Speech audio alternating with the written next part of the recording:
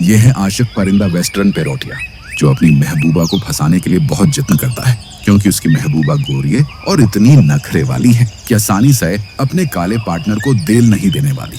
तभी तो ये आशिक परिंदा पहले डेट वाली जगह को अच्छी तरह साफ करता है। सफाई के बाद ये हीरो की तरह गाना गाकर अपनी महबूबा को बुलाता है। गाना सुनते ही इसकी महबूबा दौड़ी चली आती है।